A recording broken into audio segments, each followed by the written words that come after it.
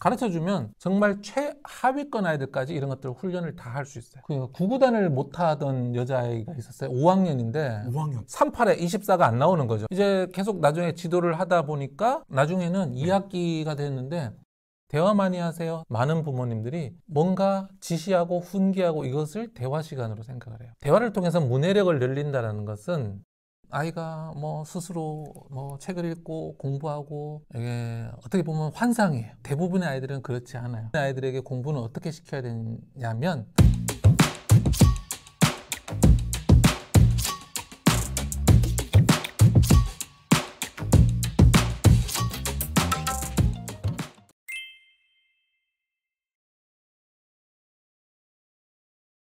안녕하세요. 가른 패밀리 브루스입니다. 여러분 오늘 정말 특별한 분을 모셨습니다. 국내에서 문해력 하면 이분이죠. 네, 문해력 속담왕의 우리 전병규 쌤, 우리 콩나물 쌤을 모셨습니다. 안녕하세요. 네, 안녕하세요. 우리 시청자분들께 소개 한마디 부탁드려도 될까요? 네, 안녕하세요. 콩나물쌤 전병규입니다. 유튜브와 인스타에서 23만 팔로워에게 교육 정보 드리고 있고요. 책 쓰고 강의하는 그런 일 하고 있습니다. 반갑습니다.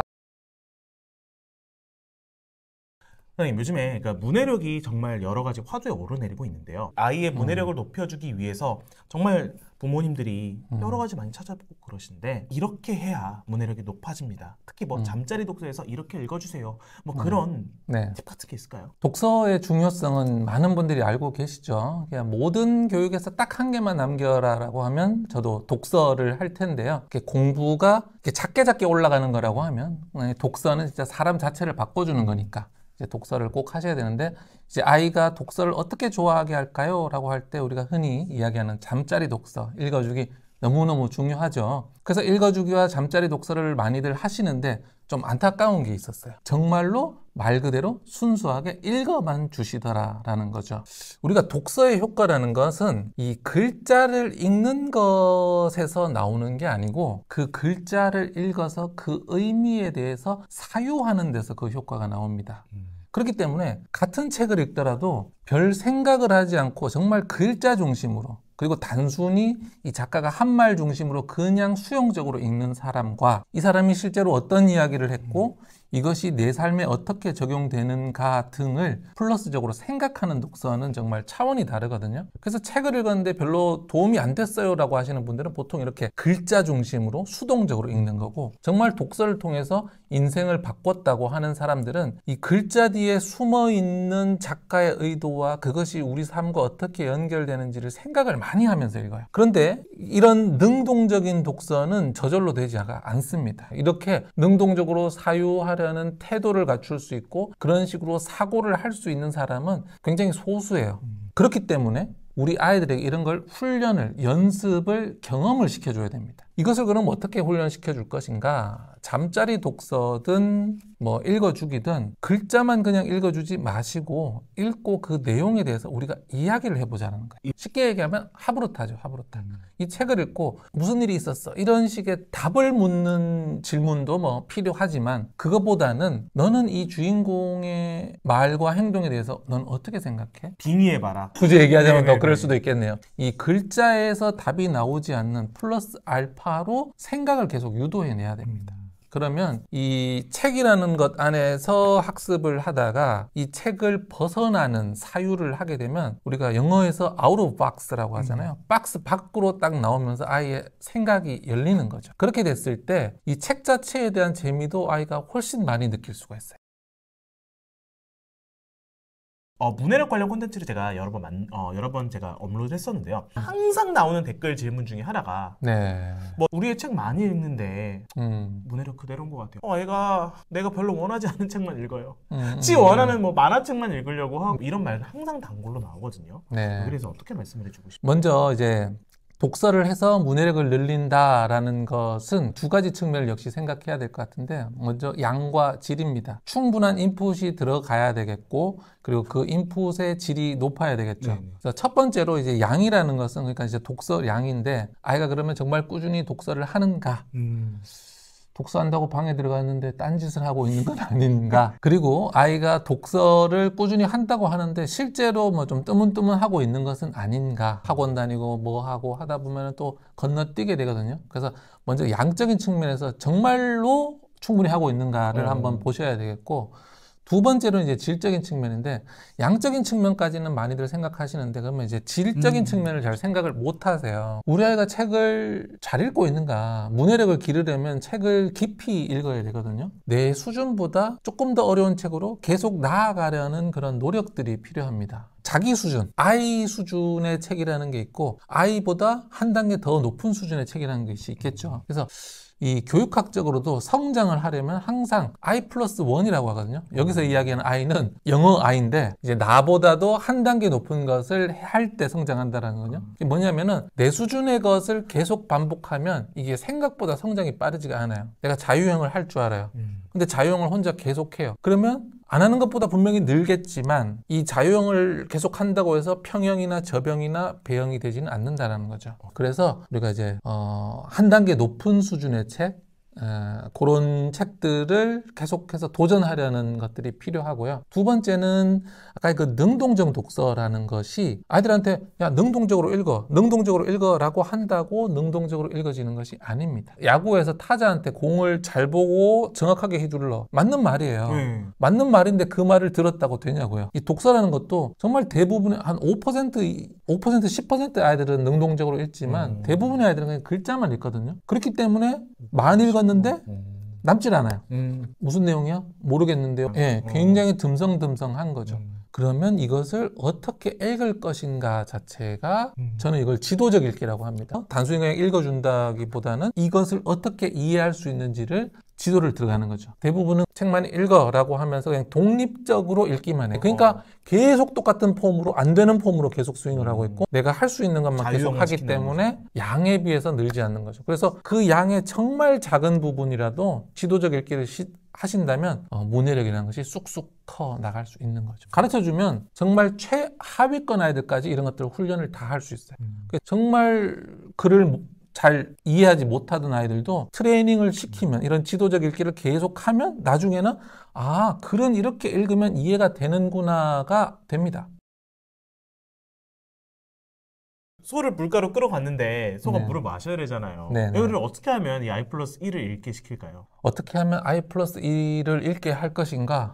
지금 읽고 있는 책을 우선 조금 더 딥하게 들어가는 것부터 출발을 해보셨으면 좋겠어요. 아이가 현재 읽고 있는 책을 분명히 겉만 핥고 있을 겁니다. 이해되는 부분 잡고 뭐 모르는 부분 그냥 넘어가고 이런 식의 독서를 하고 있을 텐데, 책을 함께 펼쳐서 보면서 한 페이지 가지고 이야기를 한번 해보는 거죠. 어떤 내용이었는지, 그리고 앞에 말씀드렸다시피 좀 생각을 하는 그런 질문들을 하면서 얘를 조금 더 샅샅이 읽는 훈련들, 일단 지금 읽는 책부터 그렇게 하면서, 책도 레벨이 올라가 버리고 이렇게 갑자기 지도도 들어가 버리면 좀 이중으로 들어가면 어렵기 때문에 지금 읽고 있는 책을 가지고 편안하게 시작해보는 게 좋습니다. 처음에는 문학책만 읽다가 나중에는 이제 지식책, 논픽션 같은 것들 좀 넣어보면서 조금씩 레벨업을 해보면 되겠습니다.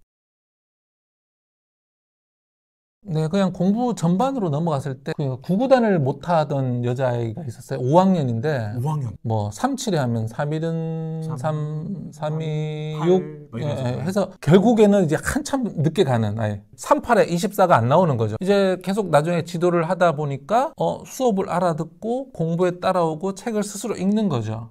그걸 이제 어떻게 했느냐 하면은 가르치지 않는 게 포인트예요. 보통의 선생님, 부모님은 그 애를 붙잡고 설명을 계속 해줘요. 그렇죠. 주입시키려고 하죠.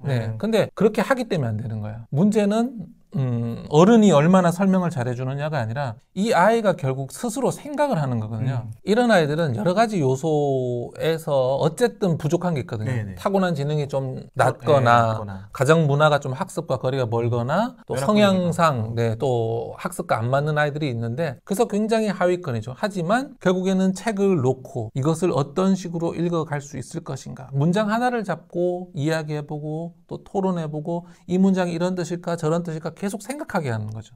그러니까 설명을 해주는 게 아니고 생각을 하도록 하는 거예요. 이런 뜻인 것 같아, 저런 뜻인 것 같아. 왜 그런 뜻이라고 생각을 해? 아이가 계속해서 문장을 들여다보게 만드는 거죠. 그렇게 계속해서 생각하게 만드니까 아이가 이렇게 하면 이해가 되는구나라는 경험이 쌓이는 거예요. 결국에는 읽고 얘가 생각을 하도록 능동적인 읽기를 계속 질문으로서 이끌어내야만 한다라고 말씀드리고 싶습니다. 그러니까 그 5학년 그 여자아이였잖아요. 네. 어떻게 됐어요?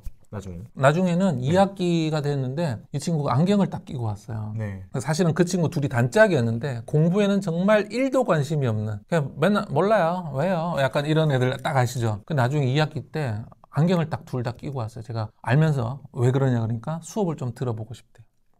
그 전까지는 이해가 안 되니까 들을 생각 자체가 없었던 거예요.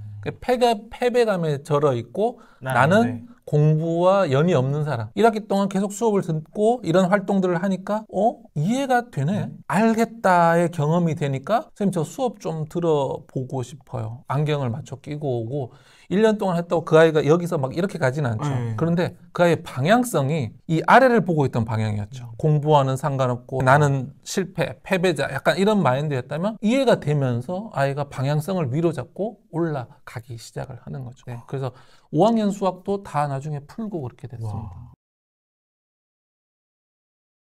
교사로 있으면서 아이들과 부모님께 이제 설문을 했었는데 대화 시간이 어느 정도 되시나요? 이렇게 물었어요. 그때 부모님들은 1시간 정도 이렇게 체크를 해요, 평균으로. 근데 아이들이 체크한 걸 보니까 10분이 안 나와요. 답변이 달라요? 네. 똑같은 부모님, 똑같은 아이인데. 그래서 그 차이가 무엇일까 보면은 부모님은 야, 방 청소해, 정리해, 공부해, 학원 갔다 왔어? 이 모든 것을 대화의 시간에 넣는 거죠. 근데 아이 입장에서는 이것은 그냥 명령, 지시니까 대화의 시간에 안 넣는 거죠. 정말로 둘이서 뭔가 눈을 마주치고 하고 싶은 이야기를 1시간만 아이들은 대화로 치는 거예요. 근데 이게 보면 아이들이 맞아요. 부모님이 틀렸습니다. 우리가 직장 상사에게 혼이 나거나 또는 시부모님, 부모님한테 혼난 시간을 우리는 대화했다고 생각하지 않잖아요. 그건 대화가 아니에요. 아이들 역시도 이 진짜 대화라는 것은 결국에는 소통이거든요. 네네. 대화 많이 하세요, 대화 많이 하세요 했을 때 많은 부모님들이 본인이 뭔가 지시하고 훈계하고 이것을 대화 시간으로 생각을 해요. 좀 찔리네요. 네, 아무래도 바쁘다 보니까 조금 그렇게 되는 건 이해는 됩니다. 대화를 통해서 문해력을 늘린다는 것은 이해 능력, 이해의 경험을 주는 거거든요. 상대방의 말에 내가 귀를 기울여서 저 사람이 이런 이야기를 하는구나라는 걸 아이가 계속 경험해야 돼요. 그렇기 때문에 문해력을 늘리는 대화라는 것은 결국에는 아이와 부모가 계속 의미 교섭이라 그래요. 내가 하는 말을 던져주고 그래서 무슨 말인지 이해했는지 보고 다시 오고 이해가 안 됐으면 다시 수정해서 표현하고 고쳐주고 그래서 왔다 갔다가 하는 그런 대화가 필요하거든요. 이것이 핵심 포인트가 되겠습니다. 문해력 높은 아이의 부모님들 있잖아요. 네. 그런 부모님들은 어떤 특징이 있었는지 좀 여쭤봐도 될까요? 학교에서 있으면서 정말 많이 느꼈던 것들이 정말 아이는 부모의 거울이다. 우리가 그런 표현들 원래 쓰잖아요. 네. 근데 20년간 있으면서 그걸 너무너무 많이 봤어요. 그러니까 아이들 중에 정말 선생님한테 깍듯하게 인사하는 애들이 있거든요.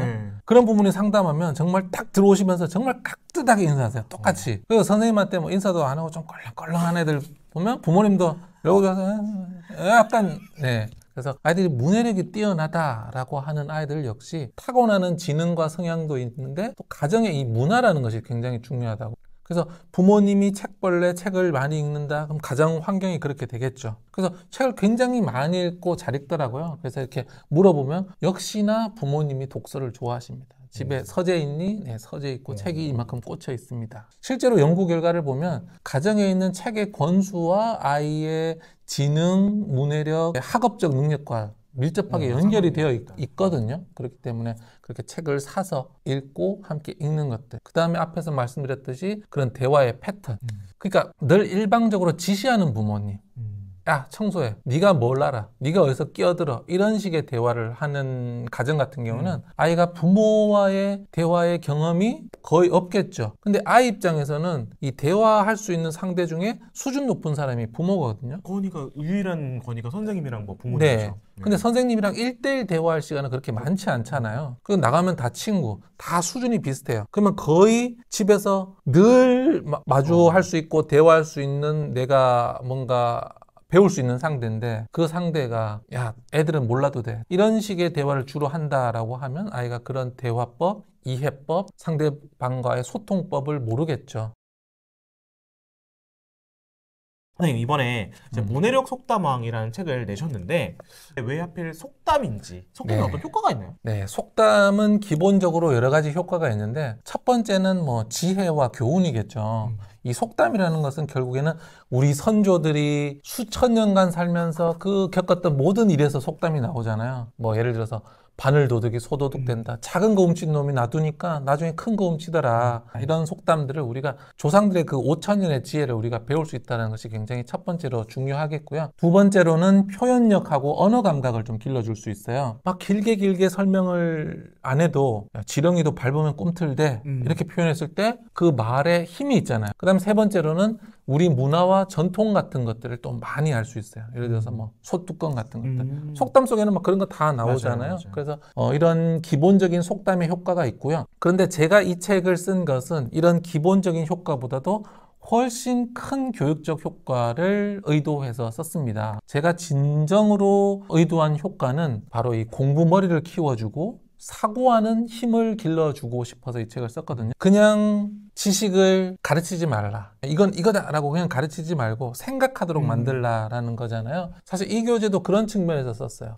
속담을 학습을 할 때는 항상 이 속담의 비유에 대해서 굉장히 많이 생각을 해봐야 돼요. 고래 싸움에 새우등 터진다는 뭐 남의 싸움에 괜히 끼어들지 말라는 뜻이야. 알았어? 하고 끝내면 안 된다는 거죠. 고래하고 새우를 한번 생각해 볼까? 고래는 어떤 존재일까? 새우보다 훨씬? 이렇게 하면서 제가 기다리죠. 이렇게 기다리니까 어떻게 돼요? 뭔가 생각을 하고 말을 하게 되죠. 네네네. 아이들하고 할 때도 그런 거예요. 고래는 어떤 존재일까? 새우에 비하면 고래는 엄청 크죠. 아, 그렇지.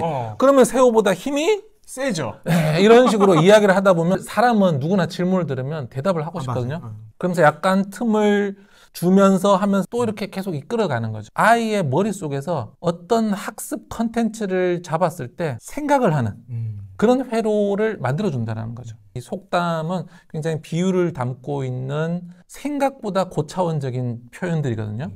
그것에 대해서 생각해 본다는 것이 아이의 문해력, 사고력, 학습력 이 모든 것에 굉장히 큰 도움이 되겠습니다.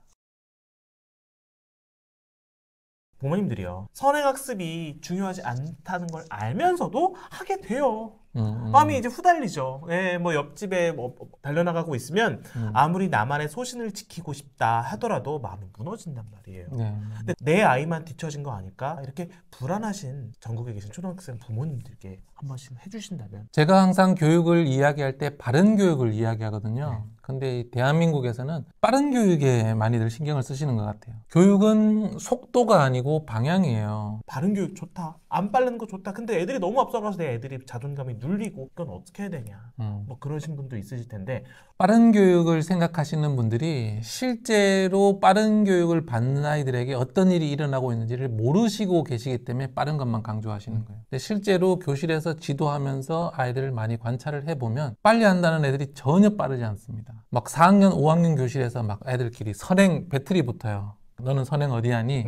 나는 중1, 나는 중2 이렇게 하면서 자기들끼리 배틀이 붙어서 중2한 애가 내가 우승자.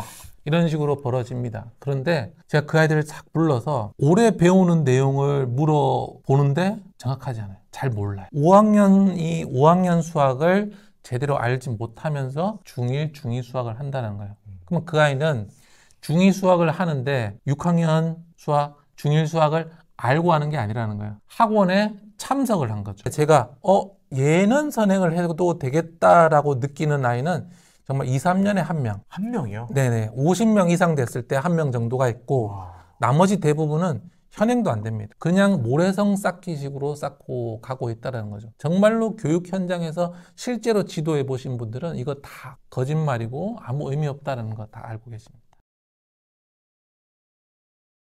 중고등학교 때 포텐 터뜨리기 위해서 내가 내 초등학생 자녀들에게 목숨 걸고 이거는 내가 지킨다. 그런 걸 꼽아주신다면 뭘까요? 무조건 공부 습관입니다. 네, 공부 습관이 없으면 다음이 없어요. 초, 중에서 공부 습관을 안 잡았는데 고학년 중학교 가서 공부 습관을 잡는다는 건 상당히 어려워요. 그럼 이제 부모의 영향력이 어디서 들어갈 수 있느냐? 거의 초중까지 부모의 영향력이 들어갈 수 있고 초고 이상으로 넘어가면 결국 아이의 선택이거든요. 그 아이가 공부를 택할 가능성이 그렇게 높지는 않아요. 저 중에서 기본적으로 하루에 30분에서 1시간 이상은 독서하고 공부하는 습관들을 꾸준히 가져갔을 때 아이가 이것이 몸에 체득이 되면서 편안해져야 돼요. 습관이 돼야 돼요. 오늘 공부 안 하면 뭔가 좀 이상해야 되는 거죠. 그런 식으로 몇 년을 보내고 고학년, 중학년이 됐으면 이 아이는 공부하는 게 그렇게 힘들지 않은 거예요. 그러면 선생님이 이제 초반에 공부 습관을 잡아주기 위해서 아이들에게 했던 그런 동기부여 방법이 있으셨을까요? 초등학생은 동기로 공부하지 않기 때문에 동기부여를 하지 않습니다. 초등학생의 공부는 습관이고 해야 되는 일이기 때문에 하는 거죠. 그러니까 아이한테 뭔가 동기를 막 부여하면 아이가 뭐 스스로 뭐 책을 읽고 공부하고 이게 어떻게 보면 환상이에요. 그러니까 모든 게 다 갖춰진 아이들은 그런 식으로 될 수가 있는데 대부분의 아이들은 그렇지 않아요. 대부분의 아이들에게 공부는 어떻게 시켜야 되냐면 해야 하는 일이기 때문에 하는 거예요. 그러니까 막 아이가 뭐 재미를 느낀다, 막 좋아해서 해요. 없습니다. 그런 일은 그런 일은 거의 없고 엄마 아빠가 돈을 벌고 오듯이 밥 먹으면 양치를 하듯이 하루에 독서하고 공부를 하는 것은 해야 되는 거예요. 이건 선택이 아니에요. 그냥 해야 되는 거예요. 해서 그것 자체를 받아들이고 하는 것이 중요해요. 동기라는 것은 결국에는 중학교 이상 올라갔을 때 아이가 이제 사회에 내가 이제 뭘 먹고 살까 이런 생각까지 가졌을 때 동기라는 것이 생기는 거고 초등학생은 동기 없다라는 말씀 드리고 싶습니다. 오늘 정말 따뜻하고 날카로운 해안 인사이트 말씀해 주셔서 너무 진심으로 감사합니다.